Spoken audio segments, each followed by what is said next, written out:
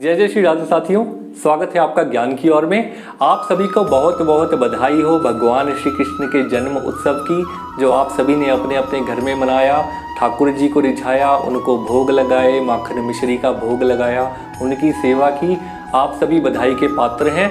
भगवान के जन्म उत्सव की एक बार फिर से बहुत बहुत बधाई। जय जय श्री राधे। आज हम बात करने वाले हैं श्रीमद् भागवत के प्रथम स्कंद के 14वें अध्याय की। इस अध्याय में युधिष्ठिर जी और भीम के बीच में संवाद हो रहा है। इसी बीच अर्जुन भी वहां आते हैं। तो आइए बात करते हैं कि क्या संवाद होता है और क्या बात होती है।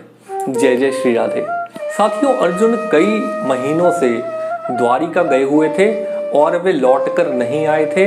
युधिष्ठिर जी ने अर्जुन को भेजा था कि वे जाकर के भगवान श्री कृष्ण का पता करके आए कि वे किस प्रकार से हैं, उनकी सेहत कैसी है, उनके जो बाकी के बंधु बांधव हैं, जो उनके सगे संबंधी हैं, रिश्तेदार जो द्वारिका में हैं, वे सब कैसे हैं। युधिष्ठिर जी को अपशगुन दिखने लगे। वे भीम से बोलते हैं कि हमने अर्जुन को भेजा था ये जानने के लिए कि द्वारिका में भगवान श्री कृष्ण कैसे हैं और अब आगे क्या करने वाले हैं। इस बात को 7 मास हो गए हैं, 7 महीने हो गए हैं, किंतु अर्जुन लौटकर अभी तक नहीं आए हैं। इस बात से श्री युधिष्ठिर जी बहुत परेशान हो रहे थे। युधिष्ठिर जी भीम को बोलते हैं कि मुझे बहुत से अपशगुन दिख रहे हैं। युधिष्ठिर जी बताते हैं कि किस प्रकार के अपशगुन उनको दिख रहे हैं। युधिष्ठिर जी बताते हैं कि आकाश में मुझे उल्कापात दिख रहे हैं, धरती पर भूकंप आ रहा है, शरीर में कई प्रकार के रोग हो गए हैं। ये कितने भारी अपशगुन हैं। इसके अलावा युधिष्ठिर जी बहुत सारे और भी अपशगुन बताते हैं, भीम को बताते हैं। भीम से बात कर रहे हैं। वे भीम को बोलते हैं कि मेरी बाईं आंख, मेरी जंघा फड़क रही है, मेरा हृदय जोर जोर से धड़क रहा है। युधिष्ठिर जी बोलते हैं कि दिशाएं धुंधली हो रही हैं, बादल गरज रहे हैं, बिजली कड़क रही है, आकाश में ग्रह आपस में टकरा रहे हैं, घोड़े रो रहे हैं, गायें के जो बच्चे हैं, बछिया, वे गाय का दूध नहीं पी रही हैं, घी से अग्नि उत्पन्न नहीं हो रही है।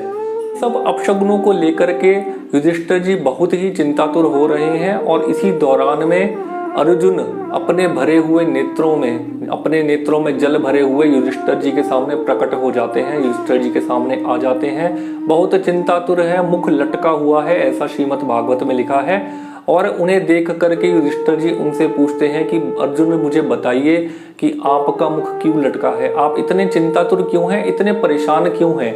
क्या आपने किसी छोटे बच्चे के भोजन करने से या किसी बुजुर्ग के भोजन करने से पहले भोजन कर लिया, इस बात की चिंता आपको सता रही है? या वहां पर कुंती और हमारी बुआ आदि सभी लोग ठीक तो हैं, आप क्यों इतने परेशान हो? युधिष्ठिर जी एक एक करके द्वारिका के सभी लोगों के नाम ले लेकर के उनसे पूछते हैं कि क्या वे सब कुशल से तो हैं, भगवान श्री कृष्ण ठीक तो हैं, भगवान श्री कृष्ण अपने महल में सुरक्षित तो हैं, क्या राह में आते समय किसी ने तुम्हें डराया या तुम्हारे ऊपर युद्ध कर दिया, क्या तुम किसी से युद्ध में हार गए, ऐसा क्या हुआ कि तुम्हारा मुख लटका है। इसके बाद युधिष्ठिर बोलते हैं कि जरूर तुम द्वारिका में भगवान श्री कृष्ण को जिस प्रकार से छोड़कर आए हो, उसी बात का तुम्हें वियोग हो रहा है और इसी वजह से तुम्हारा मुख लटका है, नेत्रों में जल प्रवाहित हो रहा है। युधिष्ठिर जी अर्जुन को बोलते हैं कि क्या तुम तो ठीक हो, द्वारिका में सब ठीक है। इसके बाद युधिष्ठिर जी बोलते हैं कि अवश्य ही भगवान कृष्ण से विरह होने के कारण तुम अपने आप को शून्य समझ रहे हो।